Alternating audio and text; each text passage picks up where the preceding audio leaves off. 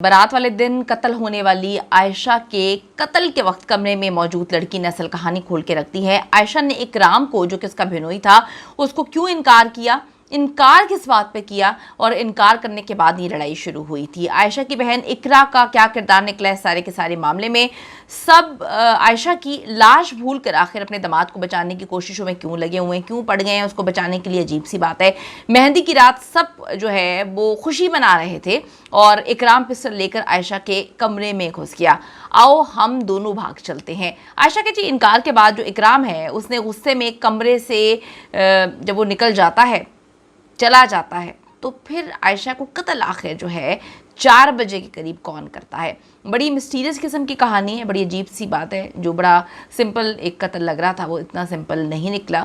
जो फैमिली आगे आकर जो है कत्ल की FIR करवाती है, उसके बाद जिससे ये शादी हो रही थी उसकी जानिब से कुछ कहानियाँ सामने आई, कुछ बातें बताई जाती हैं कि जी मुझे बताया गया कि आयशा की नस फट गई है और लोगों की भी यही कहानी थी। तो घर वाले क्यों छुपा रहे थे सारे के सारे मामले को, और अब क्यों ऐसा लग रहा है कि अनकरीब आगे चलकर जो है पैचअप हो जाएगा। क्या किसी इंसान की जान इतनी सस्ती है? इसमें जो है स्टेट का क्या रोल होना चाहिए, पुलिस का क्या रोल होना चाहिए? अगर वालिदैन जो हैं, जो मुद्दई बने हुए हैं इस केस में, अगर वो केस वापस ले लेते हैं, माफ़ कर देते हैं, और अगर आगे चल के पता चलता है कि काफ़ी लोगों की इन्वॉल्वमेंट घर से निकलती है, तो फिर क्या होता है ऐसे केसेस में। रिक्वेस्ट है जी चैनल को सब्सक्राइब करें, वीडियो को आखिर तक मुलाहिजा ज़रूर करिएगा। बड़ी दर्दनाक खौफनाक किस्म का केस है जहाँ पर बड़ी बुरी तरह आयशा को कत्ल किया जाता है और उसके बाद आयशा जो है वो इंसाफ की मुंतज़िर है। लाहौर में बारात के दिन कत्ल होने वाली आयशा के केस की जो अब हक़ाइक़ हैं, जो चीज़ें हैं, वो अजीबोगरीब चीज़ें हैं, सामने आना शुरू हो चुकी हैं। ये 2025 है और सोशल मीडिया का दौर है। घर घर सोशल मीडिया का लोग इस्तेमाल करते हैं, घर घर में एक एक चीज़ अब लोगों को समझ आ चुकी है। तो घर वाले जितनी मर्ज़ी कहानियाँ सुनाएं, जितने मर्ज़ी पर्दे डालने की कोशिश करें और चुप हो जाएं। बहुत सारे करीबी रिश्तेदार हैं जो अब चुप नहीं बैठ रहे और उन्होंने मुंह खोला है और काफ़ी कहानियाँ निकल कर सामने आ रही हैं। सब ने क्लियरली कहा है कि इकराम को ही आग लगी हुई है।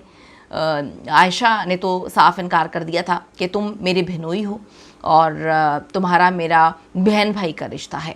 अगर इकराम तंग कर रहा था आयशा को तो घर वालों का क्या रोल था, उसकी बहन का क्या रोल होना चाहिए था। आयशा अपनी बहन इकरा का घर भी बचाना चाहती थी, लेकिन इकराम का दिमाग जो है वो सेट होने का नाम नहीं ले रहा था।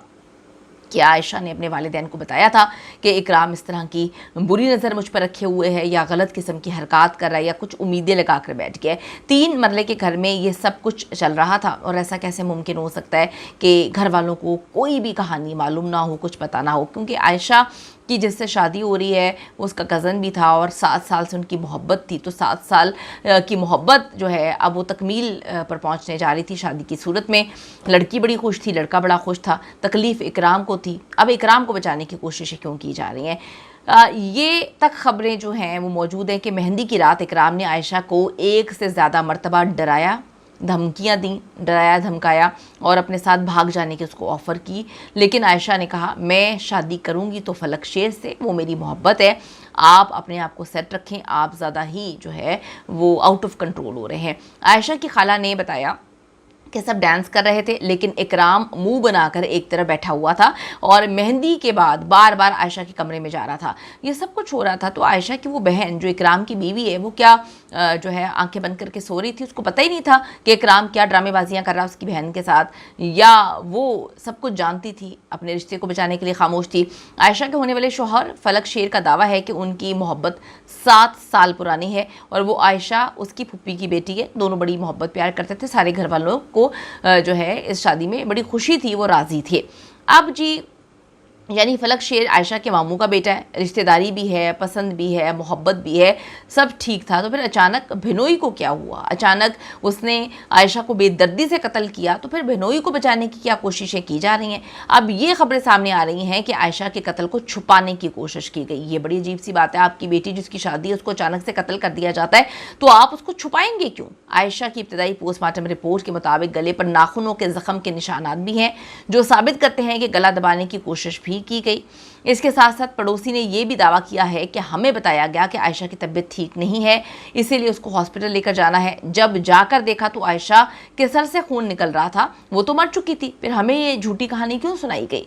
फलक शेर ने भी बताया है कि उसे कॉल करके कहा गया कि आयशा की नस फट गई है और वो मर गई है, यानी कि कत्ल को छुपाया जा रहा था। एक कातिल को बचाने की कोशिश कोई क्यों करेगा? आपकी जीती जागती बेटी, बिल्कुल ठीक बेटी, जो रात को 3 बजे तक मेहंदी का फंक्शन, अपनी मेहंदी का फंक्शन एंजॉय कर रही है, जिसकी शादी होने जा रही है, जिसकी सुबह शादी है, उसको बेदर्दी से कोई कत्ल कर देता है। कत्ल कोई तो नहीं, मतलब बेनोई कत्ल कर देता है, और आप लोगों को झूठी कहानियां सुना रहे हैं। क्यों? ये बड़ी अजीब सी बात है, ये तो समझ से बालातर है। यही नहीं बल्कि आयशा जिस कमरे में मौजूद थी वहाँ उसकी माँ और 2 बहनें भी मौजूद थी। ये भी कितनी खौफनाक और मिस्टीरियस बात है, कितनी अजीब सी बात है कि उनकी मौजूदगी में आयशा को कत्ल कर दिया गया। अब कोई आयशा का गला दबाने की कोशिश करता है, आवाज़ें निकलती हैं। 3 मरले के घर में कितनी बड़ी स्पेस होगी, कितने बड़े कमरे होंगे कि इनको पता ही नहीं चला होगा कि आयशा का कोई गला दबाकर उसको मार रहा है, फिर उसे गोली मार के कत्ल कर दिया जाता है। ये सब लोग क्या भंग पी के सो रहे थे? अब कमरे में मौजूद क्या किसी को पता नहीं चला? बड़ी अजीब सी बात है। सारी चीज़ें छुपाई जा रही हैं, सारी किरदार जो हैं वो खुलकर सामने आ रहे हैं। कोई भी बच्चा नहीं है, कोई भी, आप किसी को कितना बेवकूफ़ बनाने की कोशिश करेंगे? 3 मरले के घर में कितने बड़े कमरे होंगे कि आप किसी को कत्ल कर रहे हैं तो आवाज़ ही ना आए? कौन सी ऐसी गहरी नींद से सो रही थी ये सारी ख़वातीन कि उनको पता ही नहीं चला? शादी वाला घर है।